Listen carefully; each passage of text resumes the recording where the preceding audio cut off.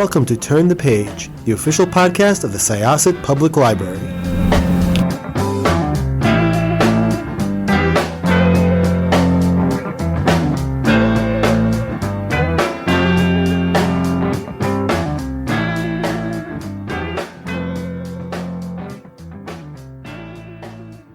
Hello, everyone. Welcome back to Turn the Page.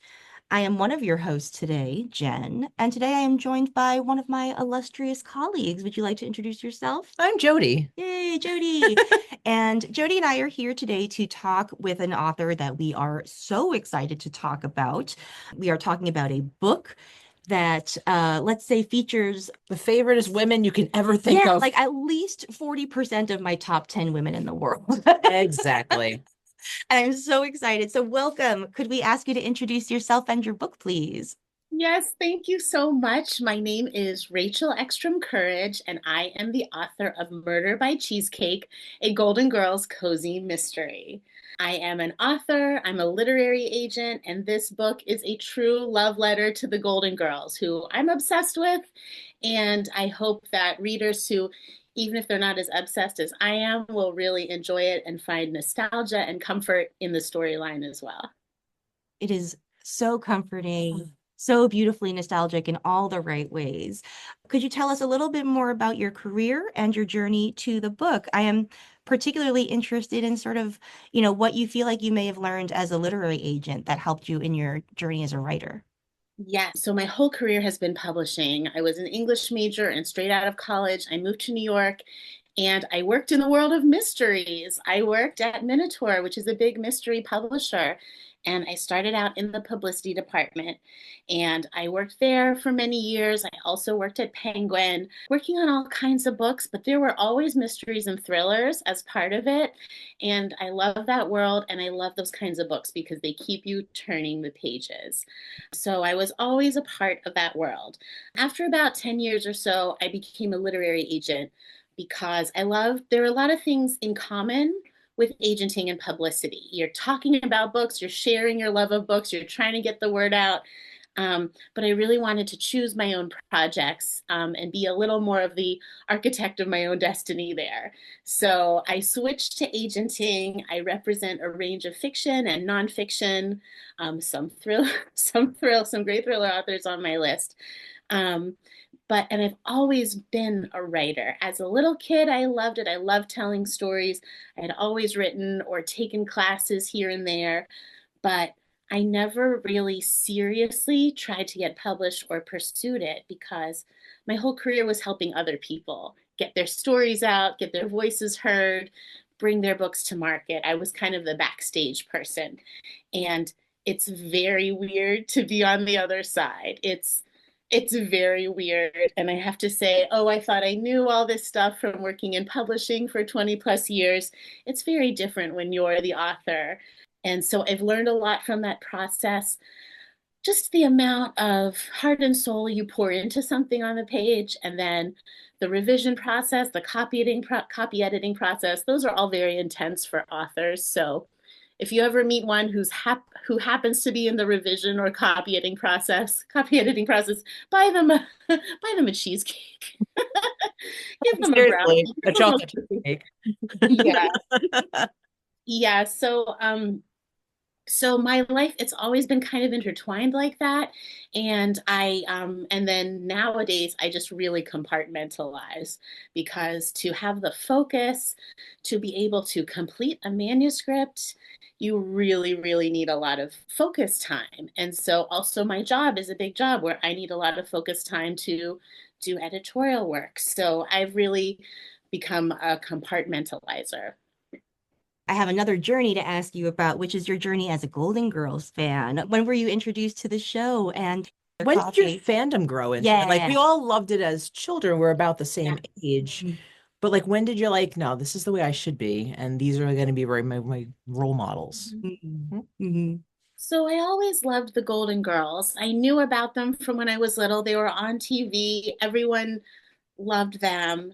But I was kind of a late bloomer when it came to my true fandom because they had always been kind of in the background as this comforting and funny presence. I went to an all-girls school when I was younger, so there was a lot of girl power and a lot of quoting of the Golden Girls amongst us. Excellent. But honestly, it was during the pandemic that it became my comfort watch and my little escape that I really, as an adult, got sucked back in and really appreciated them on a whole other level. So, that I guess that wasn't that long ago, but 5 years ago when I really would watch it a lot. Yeah, no, it's an excellent choice for those times, honestly. Yes. Yeah. Oh, So if I yes. can ask a question towards the book now, taking it in the Golden Girls, did you come up with this idea of it? Did you put your love out there and they're like, oh, she's an amazing author. Let's get her to write something about it. Like, how did you fall into this lovely, cozy mystery world of them? So the publisher I knew wanted to do something. They wanted to do something like this. And I think it's a brilliant idea. I mean, it just makes so much sense, right? These women are so smart. They can work together. What a brilliant idea, right? Dorothy thought she was going to Mensa. Yeah. Come on. Exactly. So it's such a great idea. But the publisher was thinking we want to do this because, the Golden Girls, they are a media property. You can't just run around writing Golden Girls stories. And so I knew that they were looking to develop something like this. I had known the editor for a really long time, and I put on my big girl pants and I asked if I might try out for it. Job. So thank you. So they had some ideas of what they wanted to happen, but a lot of it came from the writing process and the creative process. It came very quickly to me, the women's voices, because I'm just immersed in it. I have the show on all the time. I am living with these four women's wonderful voices in my head. And then some of the twists and turns in the plot and some of the details, sometimes even if you have a great outline, you're discovering that as you go. So that's kind of how that evolved. We can both attest to that. The voices, you got it straight on. As soon as I read the first thing, I was picturing myself inside the episode. There's a yellow phone, Yeah. all that. It just took me right in, and it sounds like the ladies are talking to us. So you did a great job, Rachel.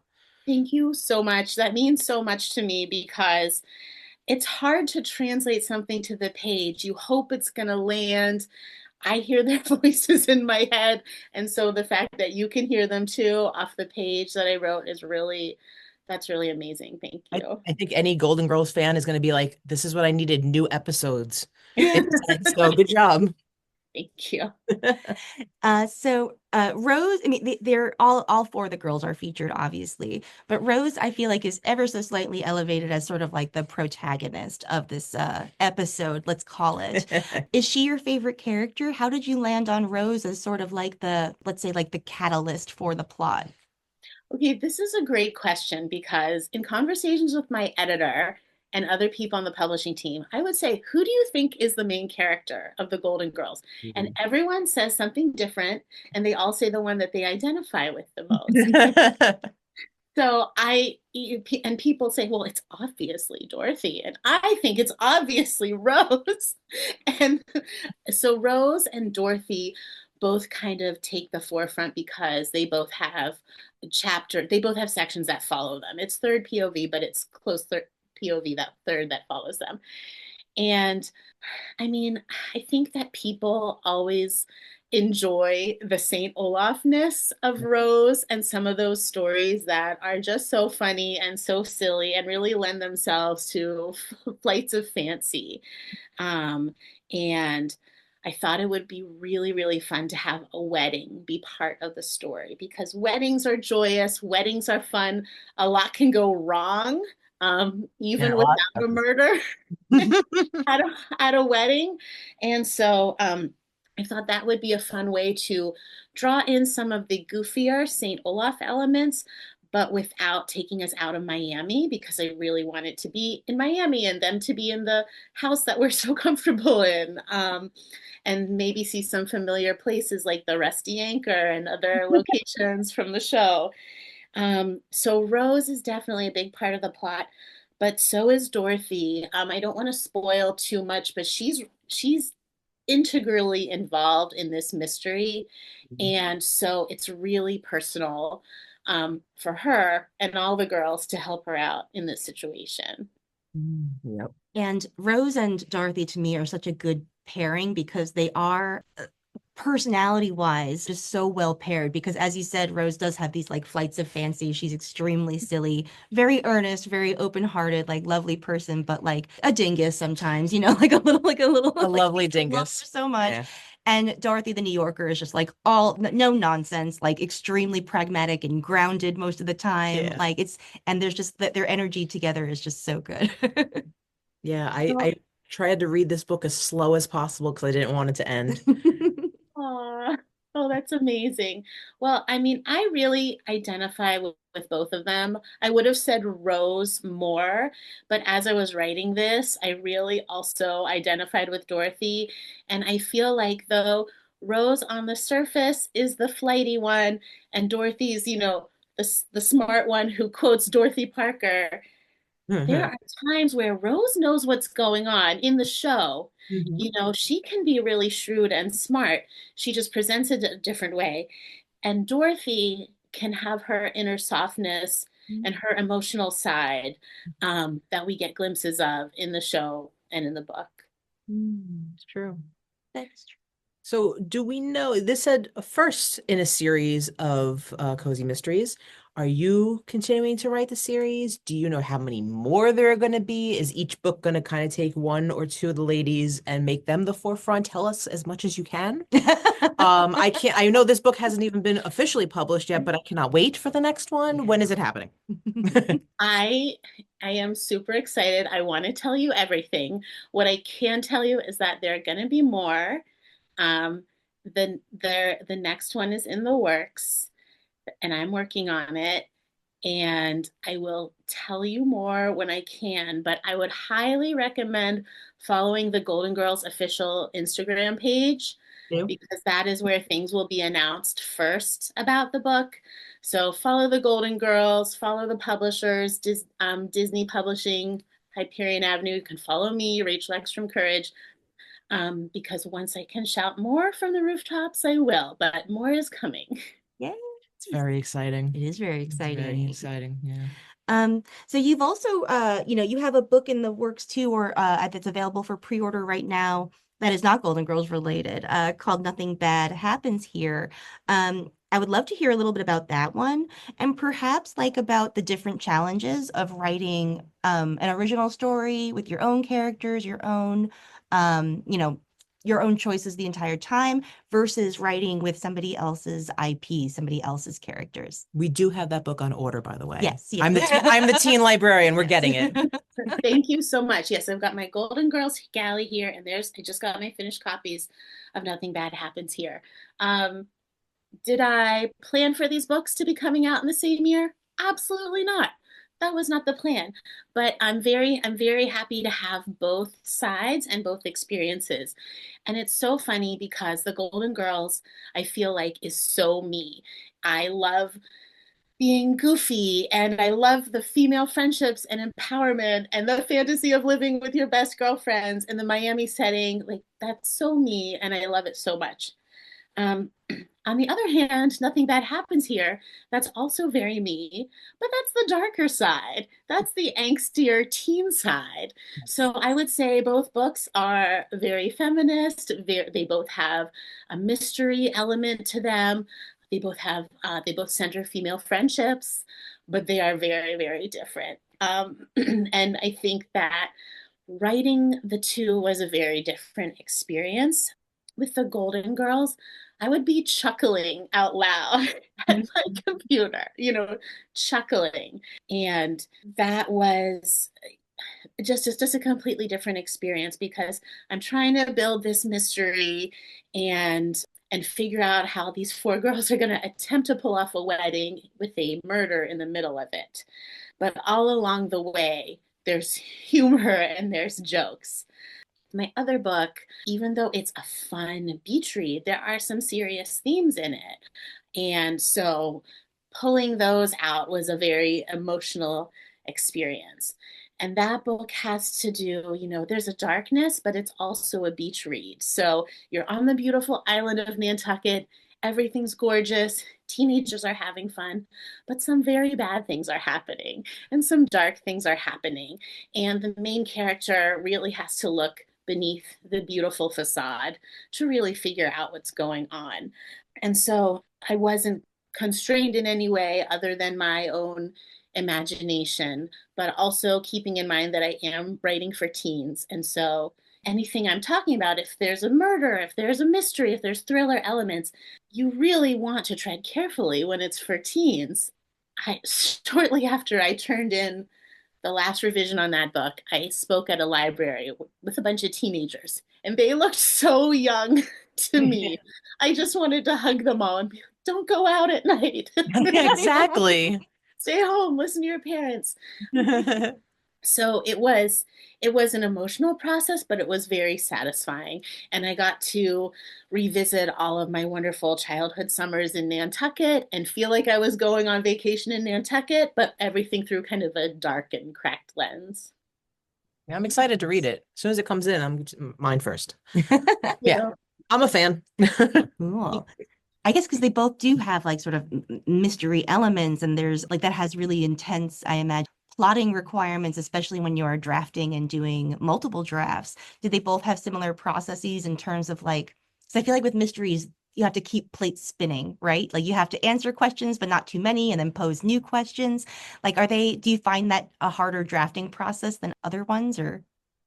Well, when I was writing Nothing Bad Happens Here, which came first, that's more of a psychological thriller. So it's a thriller. It has these elements. There's elements of a mystery, but it's also a lot of vibes and a lot of there's something ominous going on, but what is really going on? Whereas Murder by Cheesecake is a cozy mystery where both center crime, but in a cozy mystery, there's a lot of other things going on as well. It's also vibes, but different types of vibes. And there's also just so much going on with the Golden Girls and the characters and the setting and the wedding. So even though they're figuring out the crime and it's the driver of the plot, the dark side of life is not the main focus.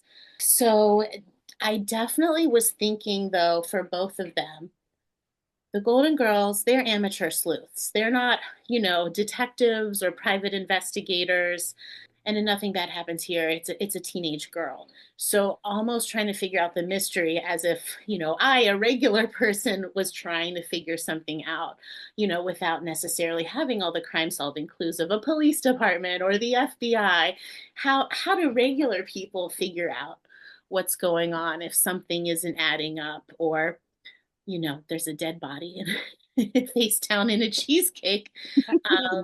What would you do, and how would you react, and how would these characters react?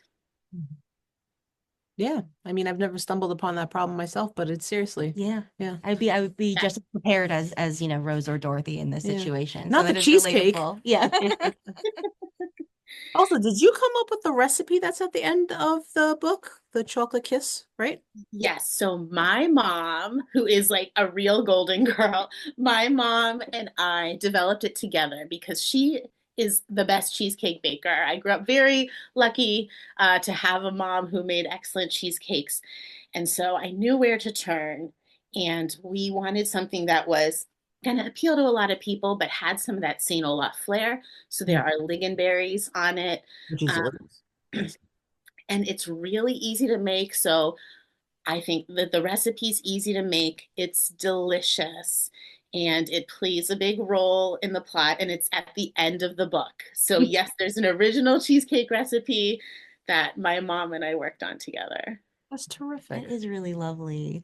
Yeah, it like really is sort of like puts the cherry on the Cheesecake. cozy cheesecake. Cherry cheesecake is one of my favorites, so that's kind of funny. That's awesome.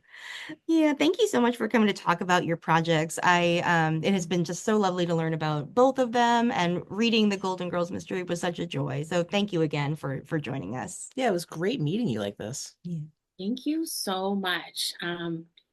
Yeah, is there anything else I can tell you? I would just like to say that the Murder by Cheesecake, there's a lot in there for the fans of the show. There will be some things that will be familiar to viewers, but I also hope that it will be entertaining and enjoyable for people just as a mystery, or who just want, something nostalgic and kind of 80s tinged to read. It's a really feel-good book, but I, of course, hope that lots of Golden Girls fans read it, because I have some little Easter eggs in there for everyone.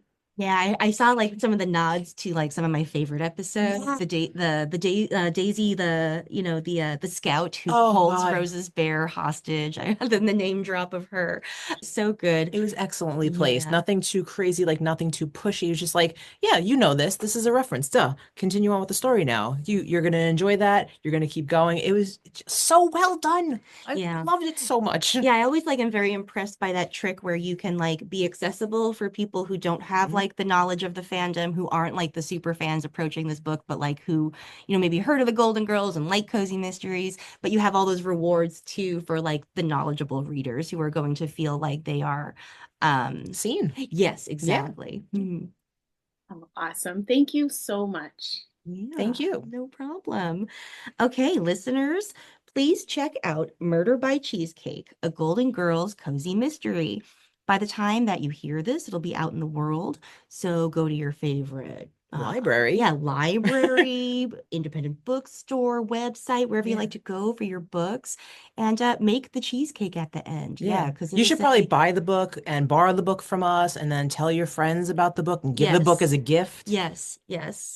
These are all very good ideas. All good things. To celebrate the 40th anniversary of the Golden Girls, you should give this to a gift to everyone that you know. Yes. Yeah. Because we did not mention that it is the anniversary. And I think that like it is super lovely that this generation is discovering the show again. And it's just such a comfort. So thank you. Thank you. Yeah, it's so great for like different generations to share.